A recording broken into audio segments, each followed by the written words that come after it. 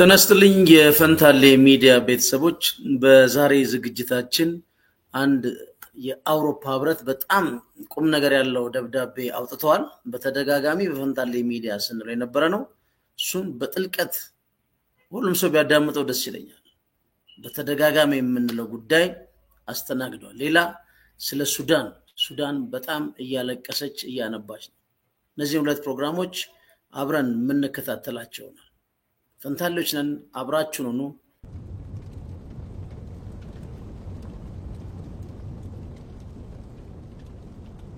እዚህ ላይ እንደምትመለከቱት ይህ የአውሮፓ ህብረት መግለጫ ነው። በጣም የሚገርም መግለጫ ነው ያለው። ለምንድነው አድማጮቻችን ሁሉ ጊዜ እንደምንለውኛ ምንድነው ጦርነት ጠረጴዛ ዙሪያ ነው የሚያልቀው እንላለን። ግን አንዴ ጦርነት ከተፈጸመ በኋላ ደግሞ ወይም ፖስት ዋር የሚሉት እንዴት ነው ሃንድል የሚደረገው ለሚለው ጉዳይ በተደጋጋሚ ስንል ነበር። እዚህ ላይ እንደምታዩት የተለያዩ የአውሮፓ ሀገሮች በአንድ ላይ ሆነው ያወጡት መግለጫ። የዚህ መግለጫ ቁም ነገር ሁለት ነው። አንደኛው ምንድነው የፖለቲካ ውይይት በፈራሚው በፕሪቶሪያ ስምምነት ላይ በፌደራል ዲሞክራቲክ ሪፐብሊክ ኦፍ ኢትዮጵያና በህዝባዊ ወያኔ ሓርነት ትግራይ መካከል የፖለቲካ ውይይት እንዲጀመር ይሄን ደጋግመን ብለናል። ኢንተርናሽናል ኮሚቴው ታዛቢ ነው። በኢትዮጵያ የሚዲያ ዋር ፕሮፓጋንዳ ይሄን ግራንድ የሆነ ጉዳይ ለማለፍ የሚደረገው ሁሉም ዜጋ የሚከፍለው። በነገራችን ላይ አሁን ያለው የኑሮ ውድነት የጦርነቱ ቀጥተኛ ውጤት ነው። አንድ ሀገሪቷን ለከፍተኛ የሆነ ለውጭ ምንዛሬ ያደረገ በሚሊዮኖች ህይወት የቀጠፈ እስከ 26 ቢሊዮን የአሜሪካ ዶላር ውድመት የተፈጸመበት ጦርነት ነው። በዚህ ላይ 60 ቢሊዮን የአሜሪካ ዶላር ያለው እዳ ሀገር ካለው አጠቃላይ ጂዲፒ አንፃር የሚያበድረው ሀገር አያገኝም። በነገራችን ላይ ብድሩ ሞልቷል። ወይም ከዚህ በኋላ የሚሰጡ ብድሮች ሊመለሱ ታሳቢ በማይሆን ሁኔታ የሚከፈሉ ነበር። በዚህ አጣብቂኝ ውስጥ ነው አይኤምኤፍ እና ወርልድ ባንክ ኢትዮጵያን የረገጡት። በኢህአዴግ አረገጡም፣ በደርግ አረገጡም፣ በቀዳማዊ ኃይለ ሥላሴ አረገጡም፣ በጠቅላይ ሚኒስትር ኃይለ ማርያም ደሳለኝ አረገጡም። አሁንም የረገጡት ጦርነቱ በወለደው አጣብቂኝ ውስጥ አገሪቷ መገኘቷ ነው። ማንንም ኢትዮጵያዊ ቤት ቁጭ ብሎ ሊገነዘበው የሚገባ ጉዳይ በፌደራል መንግስትና በትግራይ ኃይሎች በነበረ ጦርነት 26 ቢሊዮን የአሜሪካ ዶላር አውድመን ለማክሮ ኢኮኖሚ ማስተካከያ በሚል ሆም ግሮን ኢኮኖሚ በሚል ሽፋን አይኤምኤፍ 3.2 ቢሊዮን ዶላር እንዲያበድረን ነው የጠየቅነው። እሱም የመጣው ወይም ፈቅዶ የሰጠው ማለት ነው።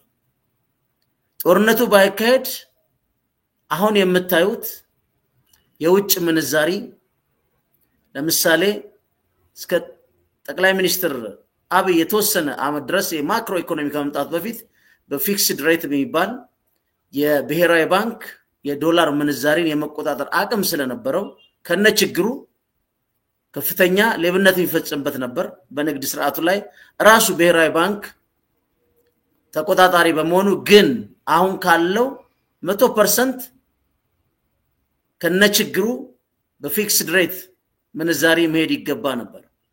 አሁን ላችሁም ምስክር ናችሁ።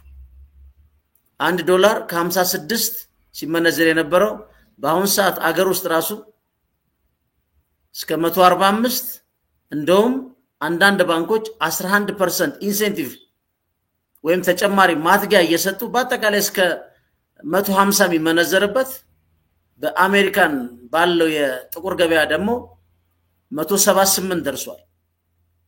ይህ ጉዳይ በቀላሉ ምን አይደለም። ለምንድነው በቀላሉ ማናየው ምንለው? ሱዳን ምስክር ነች። ሱዳን አልበሽርን ካስወገዱ በኋላ ሁለቱ ጀነራሎች ቤታቸውን ያንኳኳውና የደረሰው አይኤምኤፍ እና ወርልድ ባንክ ነው።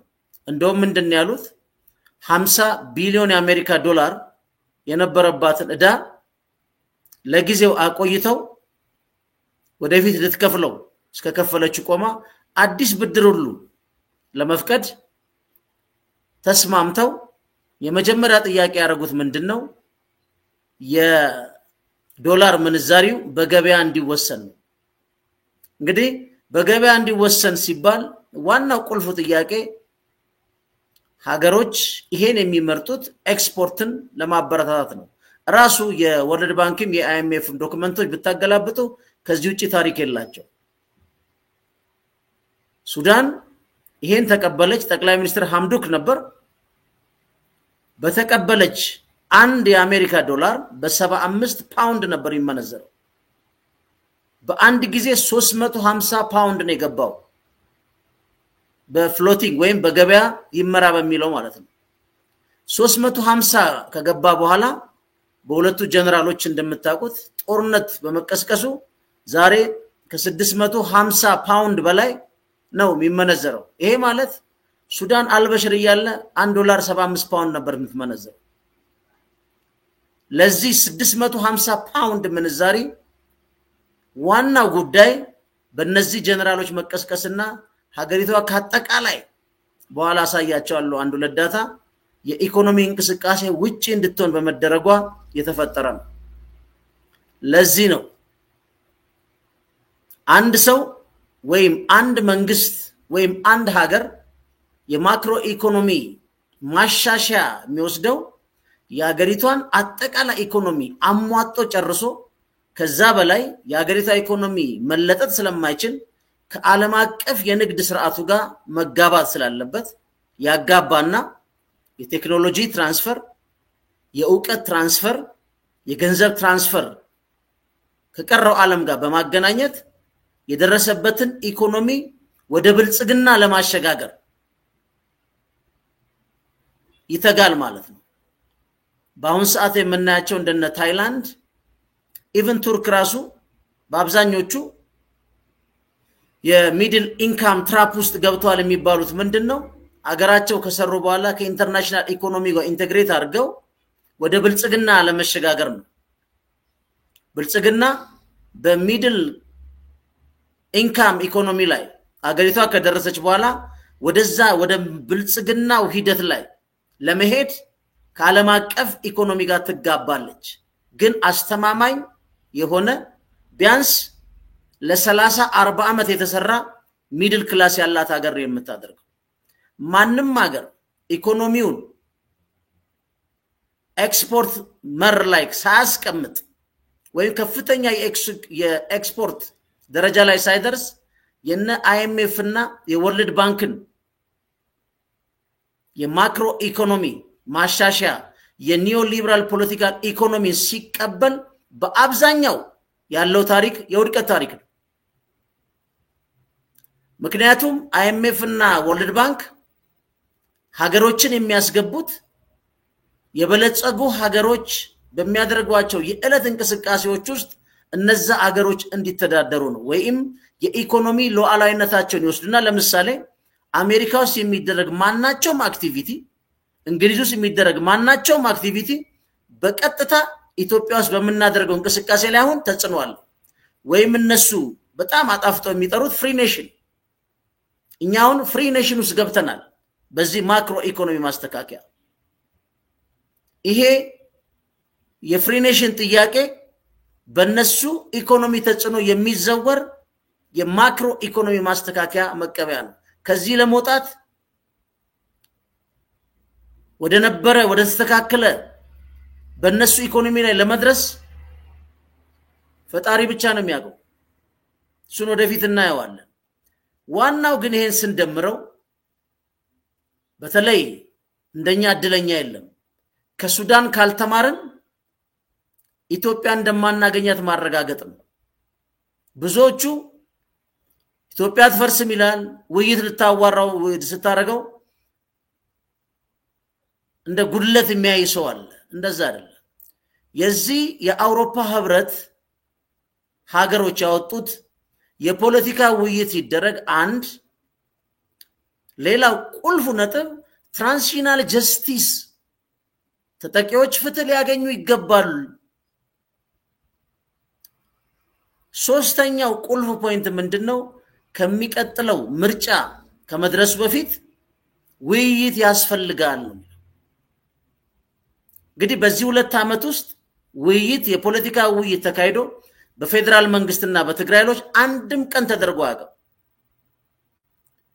ውይይቱ ሰርቪስ የመስጠት ነው። ቤትም ሀገር እኔ በጦርነት መሃል አጠቃላይ ህዝብን የሚቀጣ ሰርቪስ በኢትዮጵያም ባለፉት መንግስታት እንደዚህ አይነት የጦርነት ስትራቴጂ የትኛውም መንግስት ተከትሎ አያውቅም። እዚህ ላይ መታመን ያለብን ጉዳይ ምንድነው? በህዝብ ሀብት የተሰራን ጉዳይ ወይም አንድ ሀገር ውስጥ የተወሰኑ የፖለቲካ ፓርቲዎች አምጸዋል መንግስትን አልተቀበሉም ተብሎ አጠቃላይ ህዝብ ይቀጣበት ሂደት አንደኛ ተቀባይነት የለውም፣ ተገቢነትም የለውም። ቁም ነገሩ ግን አሁን እዚህ ደርሰናል። የፖለቲካ ውይይት አልተደረገም።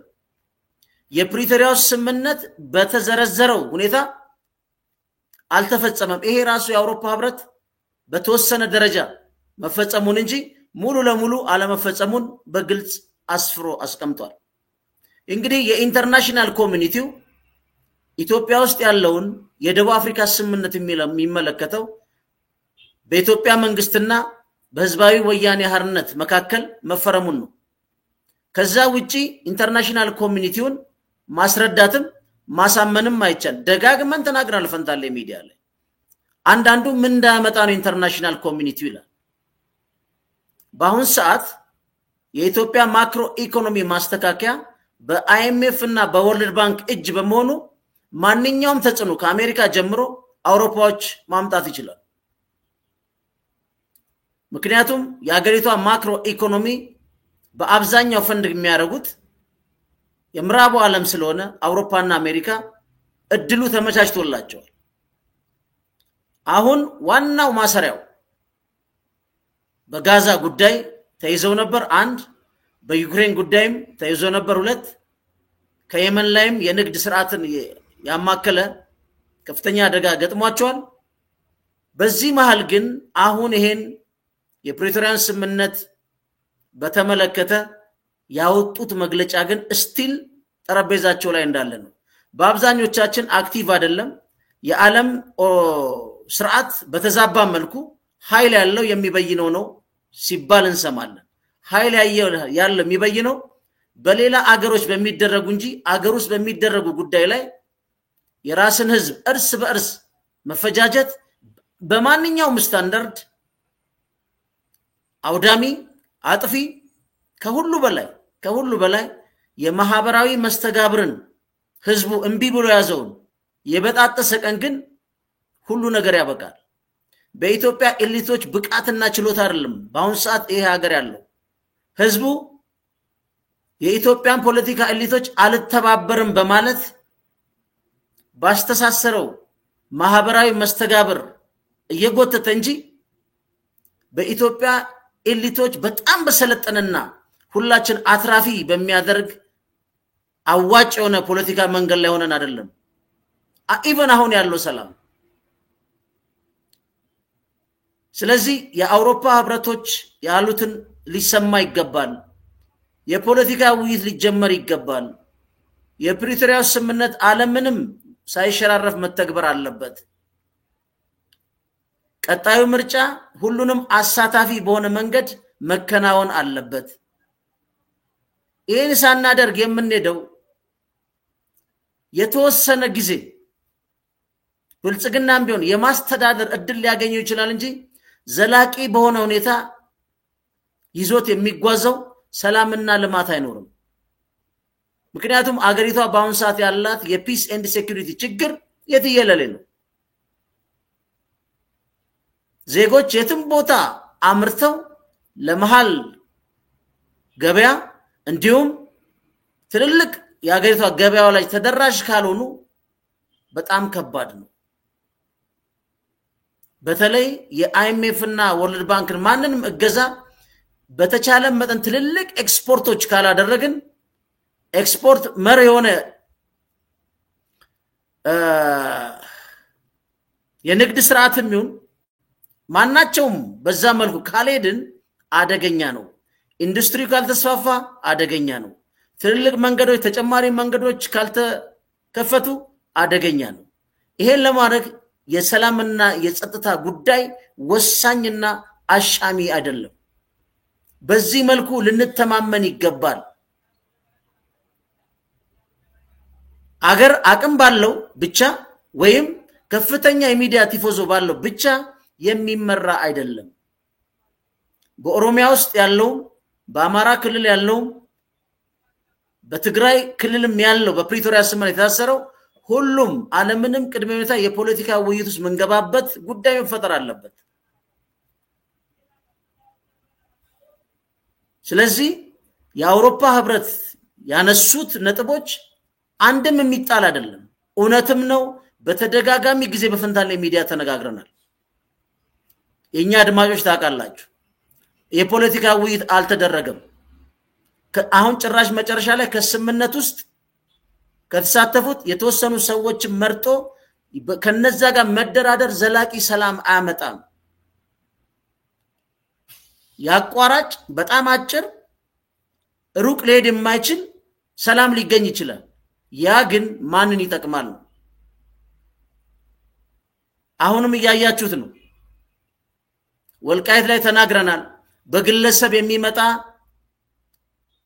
ምንም አይነት ተቋማዊ ኃላፊነት የሌለው የአንድ ሲንግል የትግራይ ተቋሚ ፓርቲ መሪን ልኮ ሰላም አይመጣም ብለን ነበር እንደተባለው እዛ ሄዶ በመነጋገሩ ከትግራይ ህዝብ በደረሰበት ጫና እንዳያችሁት ሌላ ቦታ መግለጫ ሰጣለው ብሎ እዛ ያለውን ሙሉ ለሙሉ ደምስሶ በቀጣይ ደግሞ የወልቃይት አስተዳዳሪ ነን የሚሉ እነሱ ደግሞ ጌታቸውን ጥርግርጉን አውጥተውታል በሚያሳዝን ሁኔታ አንዳንድ ጊዜ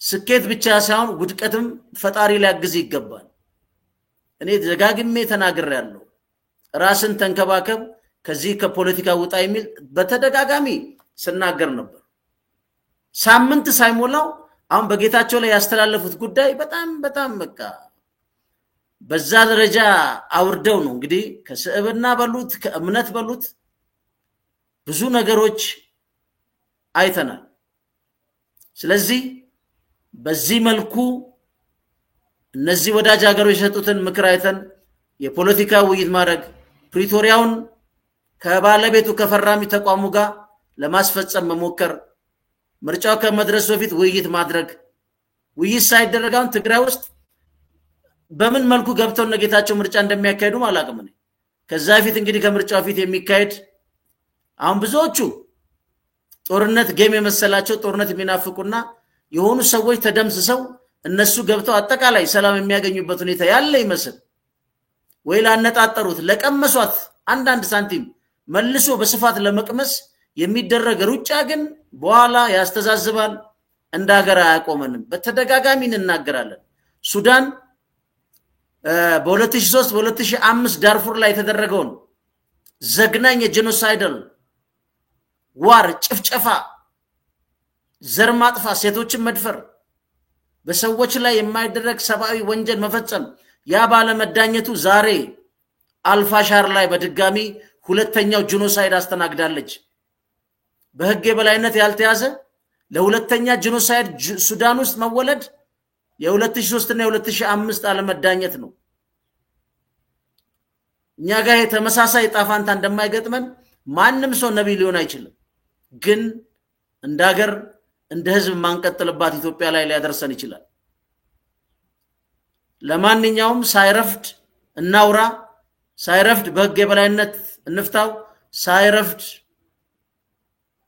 በጦርነቱ የተጠቁትን በትራንዚሽናል ጀስቲስ በማድረግ ፍትህን እናረጋግጥ ከዛ በኋላ ግን በጣም ከባድ ነው የወዳጅ ሀገር ምክር አሁንም በድጋሚ እንነጋገረን ደጋግመን መስማት አለብን ብለን እናምናለን ፈንታሎች ነን አብራችሁ ነው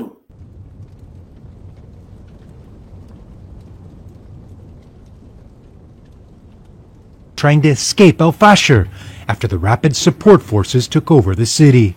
Those able to flee The vast majority, women, children, the elderly, face extortion, rape, violence on the perilous journey. Young men have been abducted or killed on the road, large numbers of people prevented from leaving the area. እንግዲህ የሱዳን ጉዳይ ነው በነገራችን ላይ በጣም ልብ የሚነካ በጣም ነው የምታዝኑት የሚገርማችሁ ነገር አሁን እንደው ምንድነው ያሉት የክፍለ ዘመኑ ጨካኙ ነፍሰ ገዳይ ተይዟል ነው የሚሉት የሱዳን የጦር አዛዥ ነው እንግዲህ አቡ ሉል የሚባል ሰውዬ አይታችሁ ከሆነ በቪዲዮ እዚህ ላይ ማሳይ ስለማይቻል ነው ምንም ንጹሃን የሆኑትን የሱዳን ልጆች እየገደለ ቪዲዮ ለቋል ይሄ ሰውዬ በጣም በሚያሳዝን ሁኔታ ነው ለጆራችሁ ማመን የሚከብድ ሁኔታ ነው እየተከሰተ ያለው ብዙ ሰው ማይገነዘበው ነገሮች ሁሉ ቀላል ይመስሉታል ግን እጅግ ከባድ ሁኔታ ውስጥ ነው ያለው እና ይሄ ሰውዬ በጣም በመታዝኑት በሚያሳዝን ሁኔታ ማለት ነው ሆስፒታል ውስጥ ነው ማለት ሆስፒታል ውስጥ የነበሩ ከ600 በላይ ታካሚ የነበሩ ሆስፒታል ውስጥ አንስቶ እዛ ሆስፒታል ውስጥ በግፍ ጨፍጭፎ ነው የገደላቸው ይህ ለማመን የሚከብድ እጅግ ሰቅጣጭ ሰውነት ራሱ የሚያስጠላ የሚቀፍ ማለት የተኛን በሽተኛ አልጋቸው ላይ ነው የከታተፋቸው በአንድ ቀን 2000 ነው አርደው ይጣሉት መንገዱ ላይ አንድ ከዛ ያመለጠ ሴት ስትናገር ምን ትላለች በየ 1 ኪሎ ሜትር 2 ኪሎ ሜትር ላይ በየ ስትገቡ ወይም ስታልፉ አለች ሜዳው ጠቅላላ ሙሉ በሬሳ የተሞላ ነው እንግዲህ ከከተማ ወጣ እየጠፋች እየሄደች ወደ 40 ነው 50 ኪሎ ሜትር ወደሚጠጋ ከተማ እየሸሹ ማለት ነው ሚገርም እኮ ይሄ ቦታው 18 ወር አካባቢ ሲጅ ያረጓቸው 260,000 ሰዎች ያሉበት ነው እና በጣም የሚዘገነን የሚቆጭ ግን በቃ አገር እንደዚህ ነው እኛ አሁን ሱዳን እንግዲህ ከኛ በታሪክ በምን ታንሳለች ይሄን ማስረዳት የሚችል መናገር የሚችል ሰው ካለ የሚገርም ነው ሱዳን አሁን ከኛ በምን ታንሳለች ማንንም ሰው ይሄን እስቲ በራሱ ጊዜ መልስ የተለየ ያነሰ ታሪክ አላቸው ስልጣኔያቸው ከኛ አንሳል ሱዳን ዛሬ በዚህ መልኩ ይሄ የምትመለከቱት አሁን ካርታ ላሳያችሁ ቀረብ አድርጌ ወደዚህ ይቅርታ ያው የምትመለከቱት ካርታ ምንድነው የሚሉት ራሳችን አሁን ያመጡደው ራሳችን ማስተዳደር እስካልተፈቀደ ድረስ እንጨርሳለን ብለው 2000 አርግፈው 600ን ከሆስፒታል አውጥተው አርደው ዋናው በተለይ ይሄ ልጅ በጣም በቃ የሚገርም በቃ ይሄ ማለት ይሄ ልጅ ይሄ ነው ጀነራሉ የለቀቀው ቪዲዮ ብታዩት በጣም ነው የምታዝኑት በቃ እንዴት እኔ አሁን አንዳንዴ እንዳገር እንዲ መጨራረስ ይቻላል ወይ ትላላችሁ እንዳገር እንዲ ልንጨራረስ ሰው ወዳጁን ወንድሙን በዚህ ደረጃ ይገላል ወይ ምንድነው የጎደለን ተነ ምስራቅ አፍሪካ ልብ በሉ እንደ ዶሚኖ ኢፌክት ይሄዳል ብለናል የሱዳን ከመነሳቱ በፊት ኢትዮጵያ ውስጥ ያለው አጠቃላይ እንቅስቃሴ ባድ ኤግዛምፕል ነው ለጎረቤት ሀገር ከዚህ በፊትም በ2005 ተካሂዷል ዳርፉር ላይ ምክንያቱም በቀንዱ ሀገር ማናችንም ማንዳኝ ከሆነ ጦርነት ውስጥ ተሳትፎ ሁሉ ማይዳኝ ከሆነ አብኖርማሉ ኖርማል ይሆናል ይሄ ነው አሁን እዚህኛ ሀገር ውስጥ ፍትህ ምን ሰጠው ለኛ ብቻ አይደለም ለቀጠናው ሰላም ሲባል ነው እኛ ይሄን ግዙፍ ጦርነት አካሂደን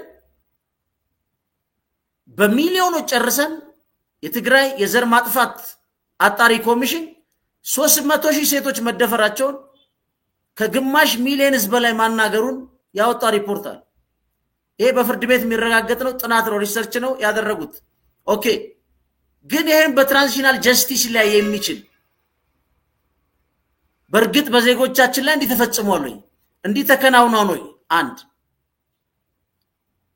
በአማራ ክልል ቅሬታ አለ በአማራ ክልል የሚወጣ ሰነድ ይሄ ተፈጽሟል ወይ በአፋር አለ ይሄ ተፈጽሟል ወይ ይሄን ይዘን በህግ አግባብና በህግ የበላይነት የማንዳኝ ከሆነ ምን አይነት ሀገር ነው የምንፈልገው ምን አይነት ሀገር ነው የምንጠብቀው ሱዳን ውስጥ ሀፕን ያደረገው ይሄ ነው እነዚህ ሁለት ጀነራሎች በእነሱ ግጭት ዛሬ በአንድ ቀን 2000 ሰው አይምሯችሁ ይችላል ይሄ በቪዲዮ የምታዩት ግድያኮ በትግራይና በፌደራል መንግስት ጦርነት እኔ ምን በብዙ ቪዲዮዎች አይቻሉ ይሄን እንዳላየ ነው ምናልፈው በቃ ከዛ በኋላ አስተማማኝና የጸናች ኢትዮጵያን ለትውልድ እናስሻግርበት ምንችለው መንገድ ነው የአውሮፓ ህብረት የጠየቀው ይሄን ነው የተባበሩት መንግስታት በሱዳን ያለውን ጥቃት አውግዟል የአውሮፓ ህብረት አውግዟል አሜሪካ አውግዛለች ለዚህ ዋና አባቷ ዩናይትድ አረብ ኤሚሬት ነች በሱዳን ውስጥ ከባድ ሚና እየተጫወተች ያለች ይሄ ሁሉ ለደም ወርቅ ነው ይሄ ሁሉ ለግብርና ነው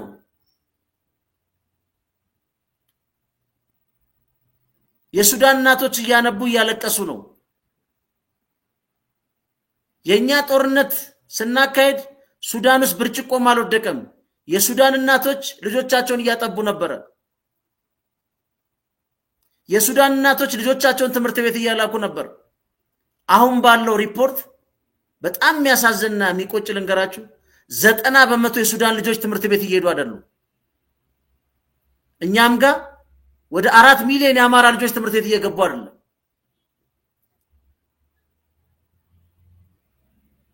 12 ሚሊዮን የሱዳን ልጆች እናቶች አባቶች ተበትነዋል 30 ሚሊዮን የሚሆኑ የሱዳን እናቶች አባቶች አስቸኳይ ምግብ ይጠይቃሉ እርቧቸው ነው ያሉት ይሄ እንዴት ነው እኛ ሀገር ሀፕን ማረገው እንዴት ነው ማይፈጠረው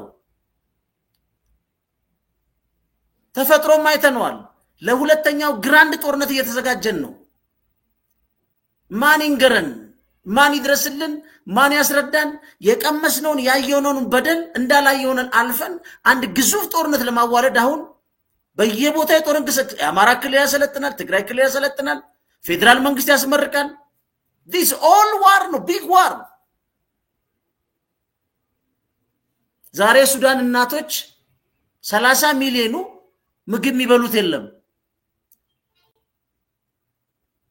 ነገኛ 30 ሚሊዮኑ እናቶች ልጅ አቅፈው እንደማይበሉ ምንድነው ዋስትናና ማረጋገጫችን 12 ሚሊዮኑ ተበትነዋል ሌላው የግፋቸው ግፍ ከሆስፒታል አውጥተው አርደው ገለዋቸዋል በዚህ ደረጃ አለመነጋገር ለሁሉም ሐሳብና ፍላጎት ጠረጴዛ አለመክፈት ስፔስ የሌለው አገር አንዱ ተበደልኩ ያለው በዚህ ደረጃ ጨክኖ የራሱን ልጆች የራሱ ወንድም እህቶቹን ከሆስፒታል አውጥቶ የሚገል ነፍሰ ገዳይ ራፒድ ፎርስ የሚባል በሄሚቲ የሚመራ በከፍተኛ በዩናይትድ አረብ ኤሚሬት ፈንድ የሚቀርብለት እነሱ አረቦቹ አንድ በጣም ይገርማችሁ ሳነብ የሚያፈናቅሏቸው 12 ሚሊዮን ነው የሚፈናቀሉት ተመልሰው አይሄዱም ያ ቦታ ለዩናይትድ አረብ ኤሚሬት ለኮመርሻል ፋርሚንግ ይሰጣል this is true አንድ አይደለም 1000 አመጣላችኋለሁ ከፈለጋችሁ በዚህ ደረጃ ወንድም በወንድሙ ላይ እህት በቷ ላይ ጨክና ሱዳን ውስጥ እያየን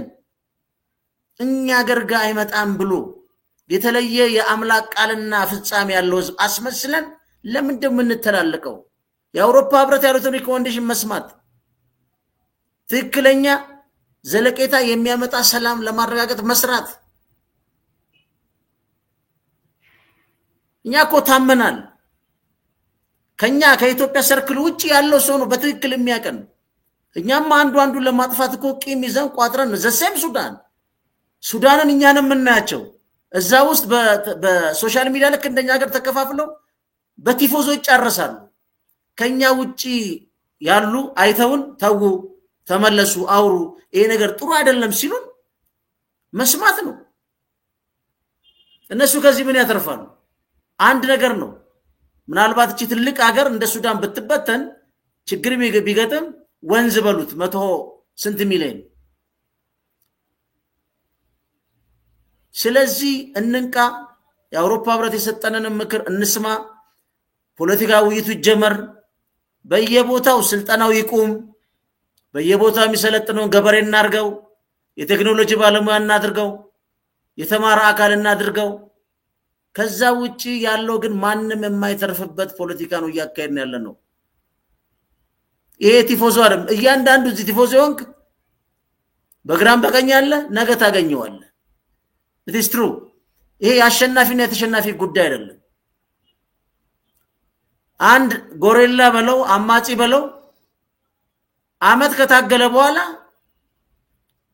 የሆነ ነገር ካረክ በኋላ ልታሸንፈው ወይም እሱ ሙሉ ሙሉ ያሸንፍ ማየው። ምክንያቱም ህዝብ ነው የትኛውንም ጦርነት የሚያሸንፈው።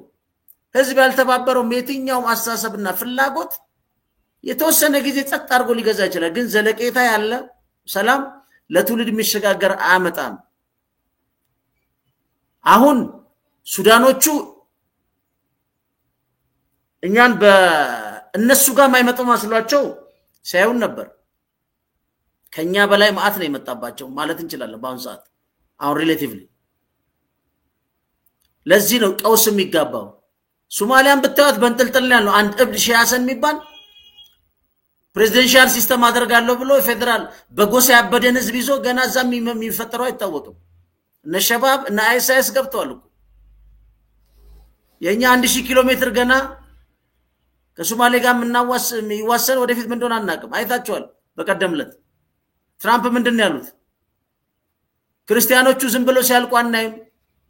ይሄ አክራሪ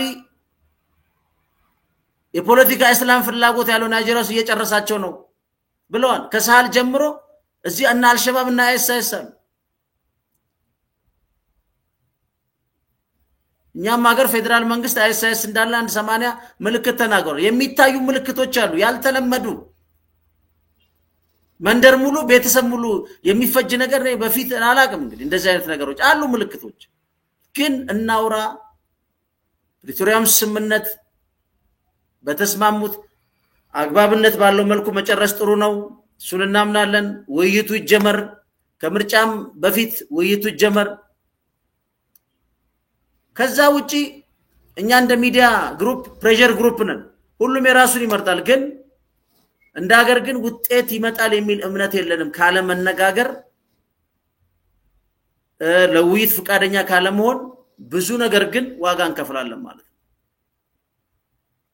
ስለዚህ ለሱዳኖችም እንግዲህ እግዚአብሔር ይድረስላችሁ። በጣም የሚያሳዝን በጣም ልብ የሚነካና የሚሰብር የሚያሳዝን ያችን መታል ሀገር እንግዲህ አስቡት። አዲስ አበባ ከተማ ውስጥ ሆነ በታንክ በጀት እየተነሳ ማለት በሞርታር ስትጨረስ ማለት ነው። ሱዳን ውስጥ ይሃፕን አድርጓል።